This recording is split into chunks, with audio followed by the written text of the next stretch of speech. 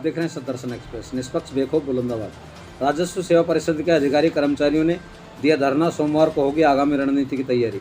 राजस्थान राजस्व सेवा परिषद के बैनर तले पटवार संघ, कानूनगो संघ व तहसीलदार संघ ने तहसील परिसर में 7 सूत्री मांगों को लेकर धरना दिया। कानूनगो हितेश माथुर ने बताया कि 20 व 21 अप्रैल को राजस्व कर्मचारी सामूहिक अवकाश पर रहेंगे। राजस्व सेवा के कार्मिकों और मुख्यमंत्री अशोक गहलोत के बीच 4 अक्टूबर 2021 को जो समझौता हुआ था उसे राज्य सरकार लागू करे। इस अवसर पर पटवार संघ, कानूनगो संघ व तहसीलदार राजेंद्र मोहन मीणा मौजूद रहे। हमारी मांगे पूरी करो, हमारी मांगे पूरी करो, आवाज दो हमें, आवाज दो हमें।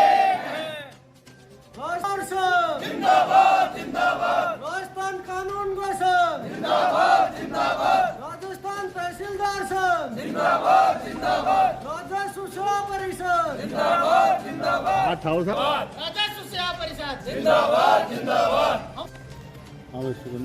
कर दो शुरू। एक जी।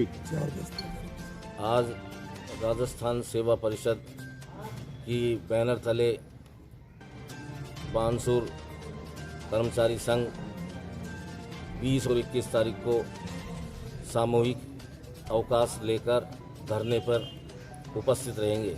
इसमें 4/10/21 को जो माननीय मुख्यमंत्री महोदय साहब के साथ जो समझौता हुआ था उस समझौते की क्रियान्विति जो शेष है उसको क्रियान्वित करवाने हेतु हम ये पूरे राजस्थान में धरना और प्रदर्शन का कार्य कर रहे हैं, जिसमें नायब तहसीलदार पद पर कानूनगो की 100% पदोन्नति एवं तहसीलदार जी का 50% पद सीधी भर्ती से और 50% पदोन्नति से, इस प्रकार की विभिन्न जो हमारी मांगे थी जिन पर समझौता हुआ था।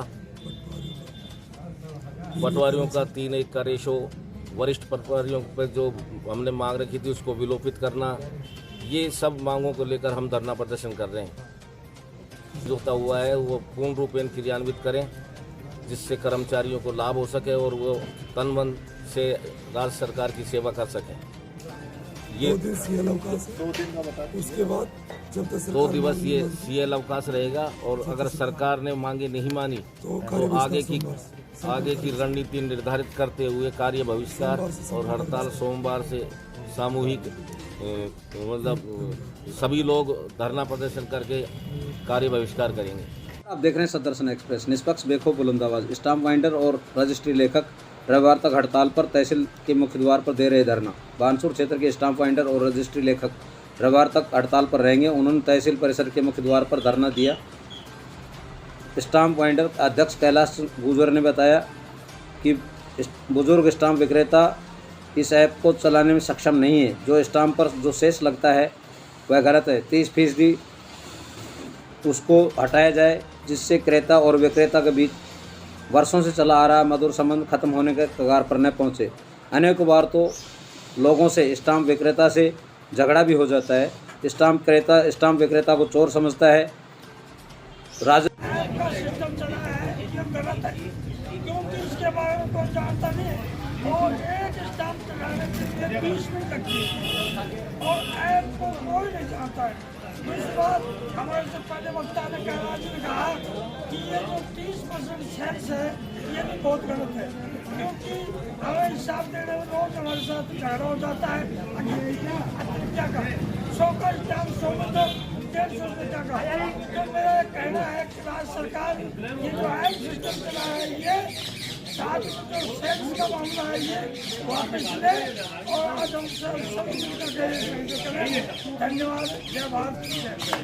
ये जो स्टाम्प ऐप जारी की गई है इसमें वृद्ध लोग उपयोग करने में असमर्थ हैं तथा आम लोग जो इसका उपयोग कर रहे हैं उनको भी स्टाम्प जारी करने में करीबन 15 से 20 मिनट का समय लगता है और कई बार अनियमितता हो जाने पर स्टाम्प अधिक कम चढ़ जाते हैं ऐप्स पे।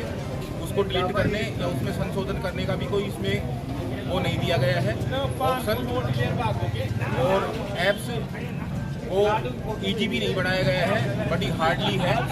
इस पे चढ़ाने के लिए स्टाम्प को स्टोर वगैरह सही तरीके से नहीं होते हैं व कई बार नेट की समस्या होने व अन्य कारणों से इस ऐप्स पे काम नहीं हो पा रहा है। इस वजह से इस ऐप्स को सरकार द्वारा बंद किया जाना है। आज हमारे बानसूर में भी सभी स्टाम्प विक्रेताओं और डी राइटरों के द्वारा आज तहसील परिसर के अंदर आज सभी ने अपनी दुकान बंद कर और राजस्थान सरकार के द्वारा जो स्टाम्प ऐप बनाया गया है उस ऐप के विरोध में ये हड़ताल की जा रही है और विरोध किया जा रहा है। जो कि इसमें मैं ये कहना चाहता हूँ कि जो स्टाम्प ऐप बनाया गया है ये ऐप ऑनलाइन जो व्यवस्था की गई है स्टाम्प बेचान करने की, इसमें सबसे बड़ी परेशानी ये है कि जो हमारे उम्र दराज जो स्टाम्प विक्रेता है वो लोग इस ऐप के बारे में पूरी जानकारी उनको नहीं है और अगर उनको जानकारी दी जाती है तो हमारी ऑनलाइन व्यवस्था एक दिन ठप रहती है। इस वजह से जो स्टाम्प पहचान करेंगे तो उनको काफ़ी परेशानी का सामना करना पड़ेगा और कस्टमर को भी सामना करना पड़ेगा। इस वजह से ये जो व्यवस्था है जो हमारी स्टाम्प विक्रय की स्थिति को बेकार करेगी, जिससे हमारी राज्य सरकार को राजकोष में बड़ी हानि होगी।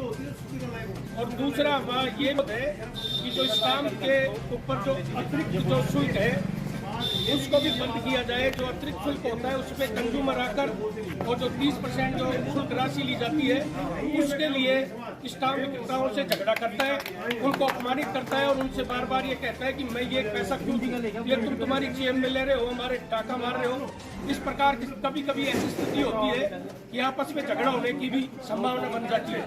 इस वजह से हम सभी इनका घोर विरोध करते हैं कि इस व्यवस्था को सुधारा जाए ताकि हम सभी विक्रेताओं को, लीड राइटरों को और कंज्यूमरों को फायदा हो सके। धन्यवाद। स्टाम्प वेंडरों की यूनियन ने ये फैसला लिया है अगर राज्य सरकार द्वारा जो स्टाम्प के ऊपर एक तो इसको ऐप के द्वारा कर दिया, जो पुराने और बुजुर्ग स्टाम्प विक्रेता हैं वो इस ऐप को चलाने में सक्षम नहीं है।